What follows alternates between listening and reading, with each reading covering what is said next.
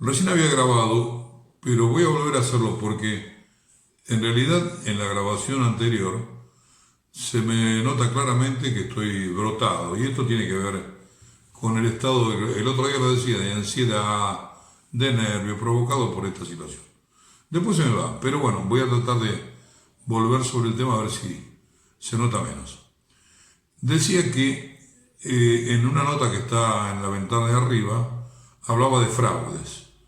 Y al hablar de fraudes hablé fundamentalmente de automotores, hablé fundamentalmente de robos, cubiertas, dije reiteradamente que quienes en general hacen este tipo de cosas no creen que están delinquiendo, ni creen que llegue a mayores. Obviamente que cualquiera que va a cometer un ilícito, si sabe que puede ser descubierto, no lo comete. Pero el riesgo siempre está. Y también hablé de que esto tiene que ver, como recién decía, en particular en esa nota, con automotores. Yendo un poquito más allá para complementarlo, y en Europa, por ejemplo, hacen una especie de, no sé cómo llamarlo, una especie de concurso entre las mejores detecciones, porque se le da una mayor trascendencia al tema de los fraudes, se evalúa económicamente cuánto sale y se intercambia información, cosa que a veces también en Argentina se hace, pero la información que se intercambia llega un poco más allá. Y entonces destacaron dentro de lo que se veía un cruce de información que detecta una serie de siniestros, una serie bastante importante de siniestros en distintos puntos, en Inglaterra, en España obviamente, y no me acuerdo en qué países más. El cruce de informaciones se da, voy a decir las que recuerdo, entre AIG, entre Liberty y un par de compañías más. No quiero decir una cosa por otra. ¿Qué detectan? La coincidencia en algún momento de quienes habían intervenido, aunque los seguros no estaban necesariamente tomados a nombre de estas dos personas que son las que detectan. En ese cruce se pasaban cobertura de transporte de mercadería y siempre se extraviaba algún paquete, y esto contenía cosas en general de cierto valor, o sea que había una continuidad. Fue detectado, fue obviamente denunciado, no sé cómo habrá terminado la parte judicial, pero me trajo al recuerdo uno de aquí de la Argentina de hace 1000 años, en el que tuve intervención casual y directa. Una marca por entonces muy conocida a nivel internacional, pero por entonces muy presente. Normalmente se importaban relojes de allá. Ahí se me ocurre así un poquito la pantalla. Esos relojes eran asegurados en una misma compañía integrante del grupo Juncal. Yo era gerente de cobranza, estamos hablando de la década del 70, y alguien me ofrece, un amigo, un conocido, no me ofrece, yo lo veía permanentemente con un reloj de esta marca, cambiando relojes, y digo, ¿qué hace tanto? Y me contó, me dice, no, mira, el tema viene así, yo tengo la posibilidad de comprar, me contó cómo era, exactamente igual. Llegaban, desaparecían algunos paquetes, algunos envoltorios, obviamente que se denunciaban y se cobraba el seguro. Yo tenía, sí, visualizado, porque firmaba, digamos que ponía la última firma a las áreas técnicas de siniestros. En esa parte, en esa época estaban divididas muy seccionalmente, y para corroborar pasaban y yo era quien ponía normalmente la firma. Esa, la última firma. Esa última firma, y de ahí iba a tesorería, me hacía ver cuando había cruces entre deudas y siniestros. Y me llamaba la atención que siempre terminaba pagando, y se conjugaron las dos cosas. Lo comento en una reunión, de las que asistía, donde iba todo el departamento, todos los jefes técnicos, y el único que iba de administración era yo por el tipo de función y la afinidad, es decir, cobranzas. Lo comento. ¿Sabes qué? Noté y me enteré, noté tal cosa yo y me enteré de esto y me ofrecieron a un valor, obviamente, que era un negocio. Ahí quedó. Pero claro, la inquietud se la traslada alguien al productor muy importante y muy reconocido en la empresa.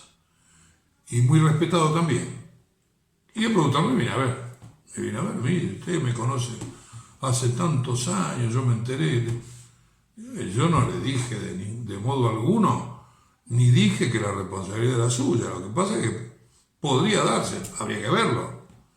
El tema desde el punto de vista compañía quedó ahí.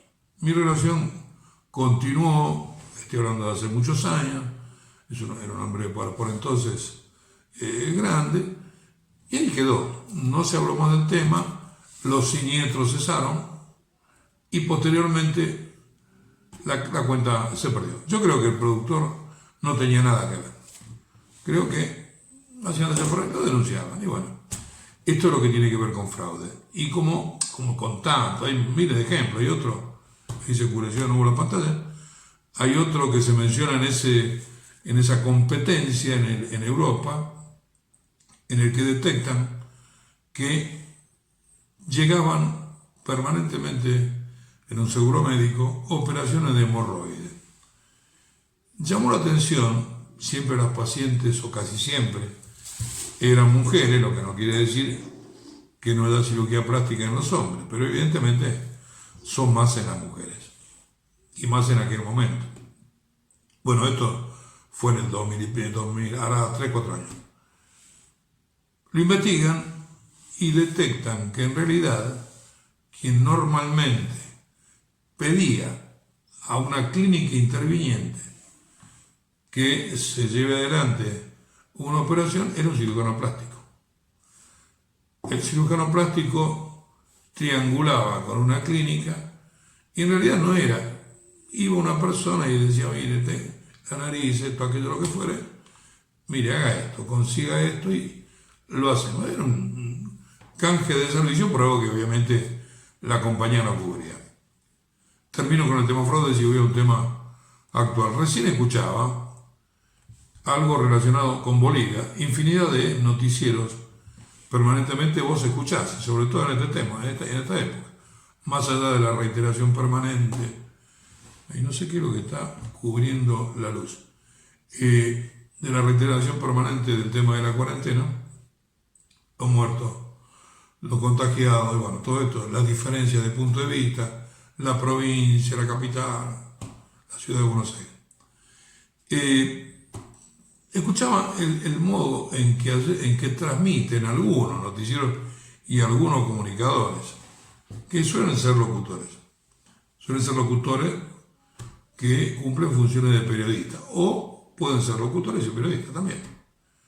Pero en la lectura no está mal que metan algo de su impronta, en tanto y en cuanto conozcan de qué hablan, porque están transmitiendo, ¿viste? Y la persona que recibe una información falsa o incorrecta se queda con esa idea, no tiene por qué pensar que están equivocados. Tenía que ver con Bolivia, lo que vi recién hace un ratito. En Bolivia en este momento hay cortes de rutas. En primer lugar hay es un estado plurinacional y como tal, esto de plurinacional quiere decir, y está aceptado como tal, que incluye distintas etnias o tendencias. Es como si vos dijeras, hay distintas repúblicas bajo una misma república. Como no es federal Bolivia, salvo error, el otro ejemplo podría ser España.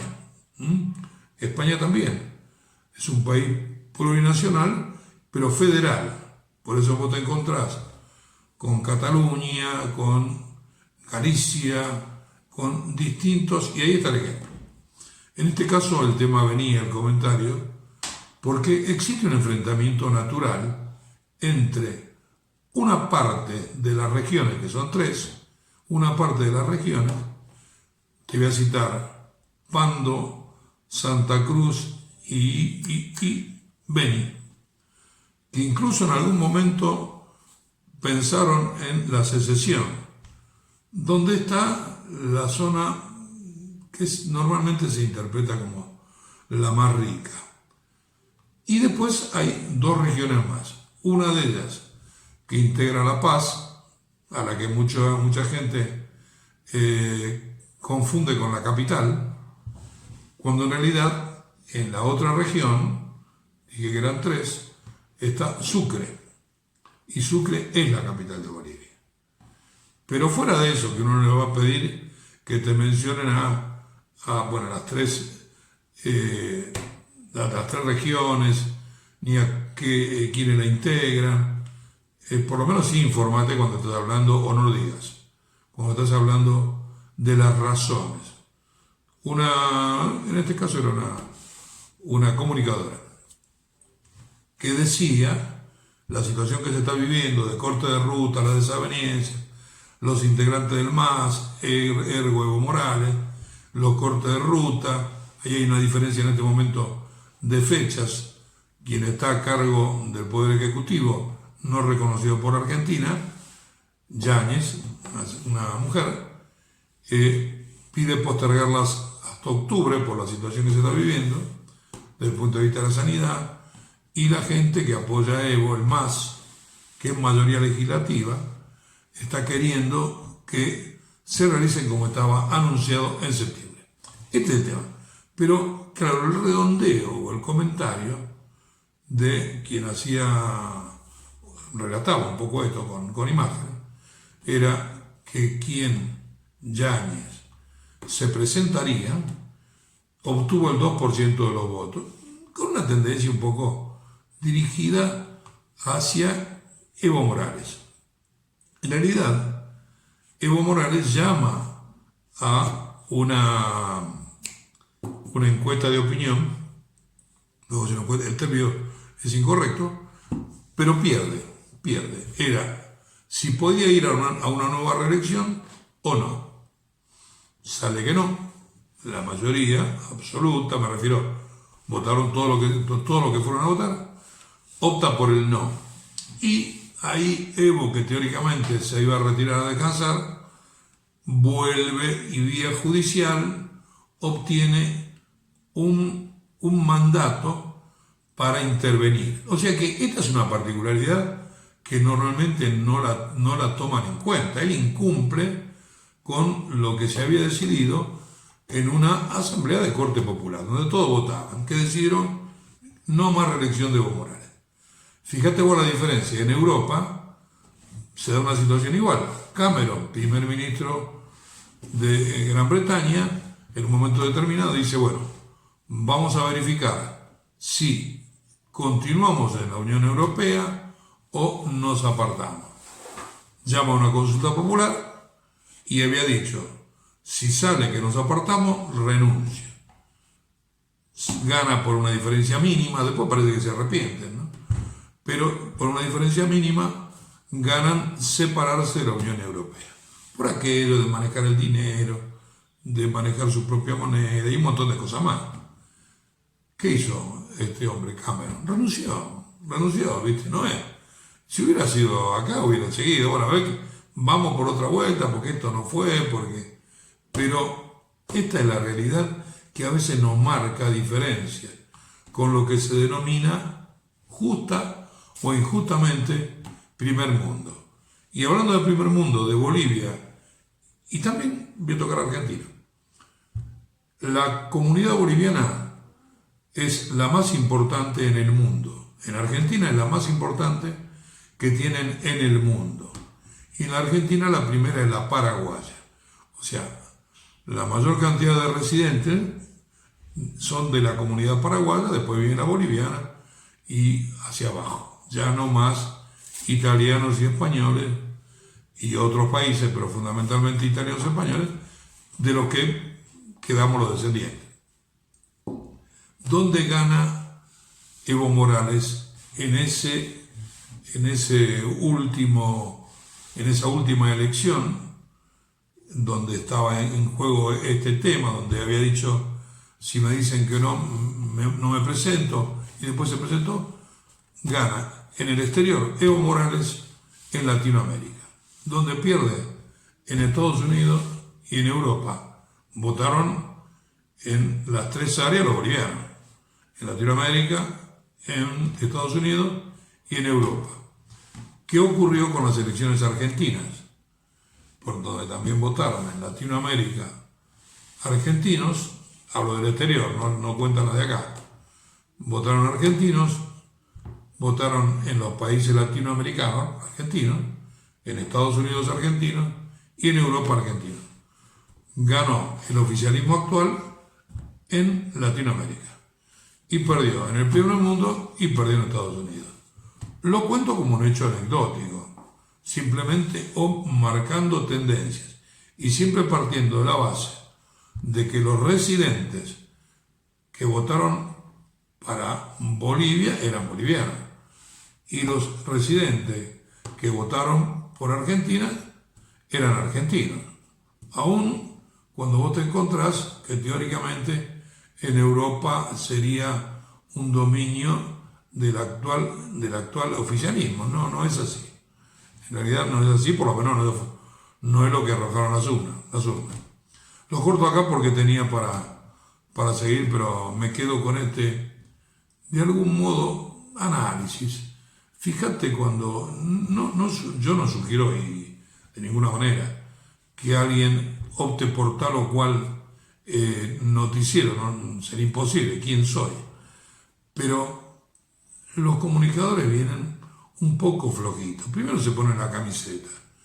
Entonces vos tenés un canal claramente identificado, lo que quiere decir que le bajan línea o son militantes. Pero es como que el que es militante es como que deja un poco de ser periodista en esas circunstancias, no es lo mismo. Si sos jugador de fútbol es otra cosa, o puede ser peronista, socialista, macrista o lo que fuera. Ahora, si vos estás transmitiendo, creo que no cabe que vos no tengas una posición de cierta, de imparcialidad. Después votás por quien se te ocurra. Los tenés oficialistas y los tenés opositores. Uno dice, el opositor, si no está identificado, aunque yo creo que no tendría tampoco que ser, pero si no está identificado con tal o cual posicionamiento político, es una cosa. Pero está mal igual.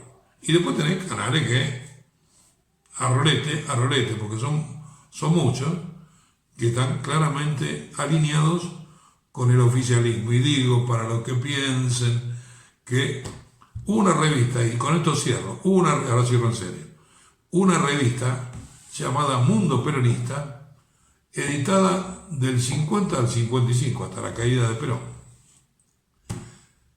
En el año 52, era un bebé de brazo, en el año 52 viaja por última vez Eva Perón, que ya para ese entonces pesaba 30 kilos, con un tapado de piel, hay muchas filmaciones al respecto, se levanta especialmente para ir a la asunción o al mensaje de Perón. No mucho después fallece, creo que un mes y medio después. Falleció el 26 de julio de 1952 a las 20:25. Ahí estoy, con mi viejo en brazos, con mi hermana y en la página central de Mundo Peronista.